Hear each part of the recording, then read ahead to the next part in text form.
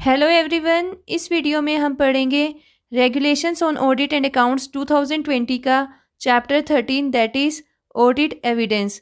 तो इस चैप्टर में हम ऑडिट एविडेंस के बारे में पढ़ेंगे कि ऑडिट एविडेंस क्या होता है, कितने टाइप का होता है और कैसे इसे कलेक्ट किया जाता है और इसकी क्या इम्पोर्टेंस होती है। ये सब कुछ हम इस चैप्टर में कवर करेंगे।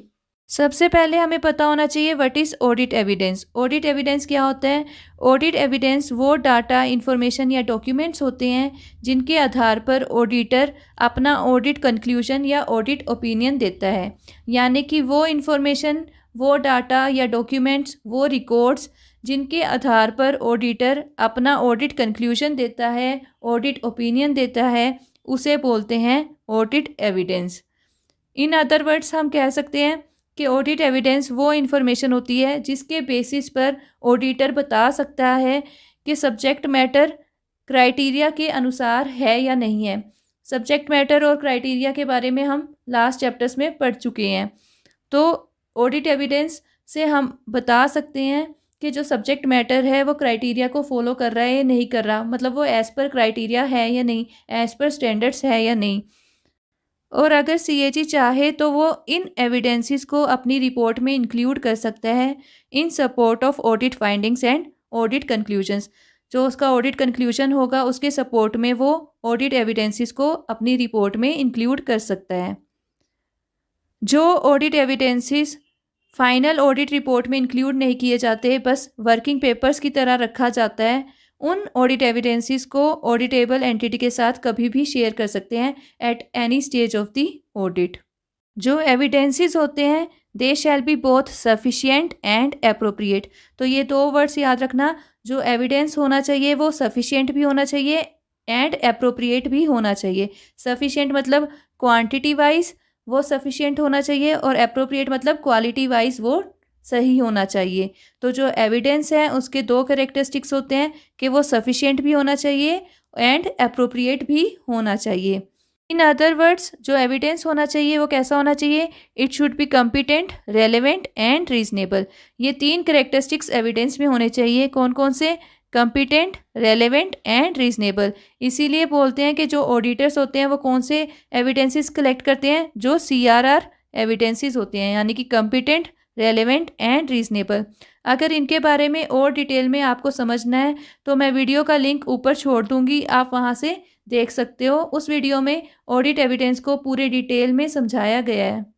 Next is types of evidence. कितने टाइप के एविडेंस होते हैं? 4 टाइप के एविडेंस होते हैं। कौन कौन से? Physical evidence, oral evidence, documentary evidence and analytical evidence. तो ये 4 टाइप के एविडेंसेस होते हैं। और जो ऑडिटर है वो इंटरनल सोर्सेज के एविडेंसेस पे भी रिलाई करता है और जो उसे एक्सटर्नल सोर्सेज से मिलते हैं, थर्ड पार्टी से एविडेंसेस मिलते हैं, उन पे भी वो रिलाई करता है। तो जो एविडेंसेस हैं वो इंटरनल सोर्स से भी ले सकते हैं, एक्सटर्नल सोर्स से भी ले सकते हैं। और अगर ऑडिट चाहे तो वो ऑडिटेबल एंटिटी से इन एविडेंसेस को अटेस्ट करवा सकता है। यानी कि जो डाटा, इंफॉर्मेशन या डॉक्यूमेंट्स एविडेंस की तरह यूज़ होंगे उनको अटेस्ट करवाने के लिए ऑडिटेबल एंटिटी को कह सकते हैं। और ऑडिट खुद डिसाइड करता है कि उसे किस फॉर्म में, किस टाइप में, कितने एक्सटेंट में डाटा या इंफॉर्मेशन या डॉक्यूमेंट्स चाहिए in the form of evidences या फिर ऑडिट करने के लिए। तो ये सब कुछ कौन डिसाइड करता है? ऑडिट खुद डिसाइड करता है कि जो वो इंफॉर्मेशन है या डाटा है उसका क्या फॉर्म होगा, क्या टाइप होगा, कितनी क्वांटिटी होगी, जो भी उसे चाहिए ऑडिट करने के लिए या एविडेंस की फॉर्म में। तो ये ऑडिट खुद डिसाइड करता है। अगर ऑडिटेबल एंटिटी किसी थर्ड पार्टी की डाटा या इंफॉर्मेशन या डॉक्यूमेंट्स पे रिलाई करती है और अपने फंक्शंस उसी के अकॉर्डिंग परफॉर्म करती है, तो वो ऑडिटेबल एंटिटी उस थर्ड पार्टी की डाटा या इंफॉर्मेशन या डॉक्यूमेंट्स को ऑडिट को प्रोवाइड कर सकती है एज एविडेंस। अगर ऑडिट को वो थर्ड पार्टी के एविडेंसेस सफिशिएंट नहीं लगते तो वो ऑडिटेबल एंटिटी को बोल सकती है कि हमें एडिशनल इन्फॉर्मेशन ला के दो क्योंकि ये सफिशिएंट नहीं है। और ऑडिट ये कैसे बोल सकता है? With the prior approval of the AG audit. अगर ऑडिट को इनसफिशिएंट लगते हैं थर्ड पार्टी के एविडेंसेस तो वो ऑडिटेबल एंटिटी को बोल सकता है कि आप थर्ड पार्टी से एडिशनल इन्फॉर्मेशन ला के हमें दो, और वो ऐसा बोल सकता है with the approval of the AG audit. लेकिन कई केसेस में क्या होता है, अगर AG ऑडिट का अप्रूवल मिल जाता है तो ऑडिट खुद डायरेक्टली थर्ड पार्टी के पास जाके उनसे एविडेंसेस ले सकता है, उनसे एडिशनल इन्फॉर्मेशन ले सकता है। जैसे बैंक कन्फर्मेशंस ली जाती हैं या पासबुक्स वगैरह ले लेते हैं थर्ड बैंक से, तो वो क्या है, डायरेक्टली ऑडिट थर्ड पार्टी से इन्फॉर्मेशन ले रहा है। तो वैसे तो क्या होता है, ऑडिटेबल एंटिटी को ही बोला जाता है कि थर्ड पार्टी से इन्फॉर्मेशन ला के हमें दो। लेकिन कुछ केसेस में अगर एजी ऑडिट का अप्रूवल मिल जाता है तो उस केसेस में ऑडिट डायरेक्टली थर्ड पार्टी से इन्फॉर्मेशन ले सकता है।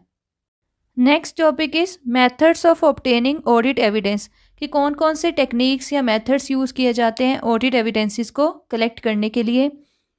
फिजिकल इंस्पेक्शन और joint physical inspection, observation, inquiry, confirmation, recalculation, reperformance, analytical procedures या अदर रिसर्च टेक्निक्स। तो ये सारे मेथड्स ऑडिट एविडेंस को कलेक्ट करने के लिए यूज़ किए जाते हैं। इन सभी मेथड्स के नाम आपको पता होने चाहिए कि कौन कौन से मेथड ऑडिट एविडेंस कलेक्ट करने के लिए यूज़ किए जा सकते हैं। जैसे कि हो गया फिजिकल इंस्पेक्शन या joint physical inspection, observation, inquiry, confirmation, recalculation, reperformance, analytical procedures या अदर्स रिसर्च टेक्निक्स।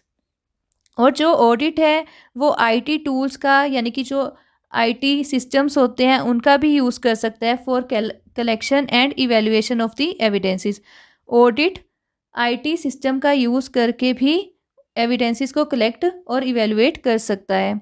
इवन जो ऑडिट है वो रिमोट सेंसिंग का भी यूज़ कर सकता है, या जो जियोग्राफिक इंफॉर्मेशन सिस्टम होता है उसका भी यूज़ कर सकता है, या एरियल सर्वेस भी कर सकता है, या ऐसी कुछ भी टेक्निक्स जो भी उसे अप्रोप्रिएट लगे एविडेंस कलेक्ट करने के लिए और उन्हें इवैल्यूएट करने के लिए।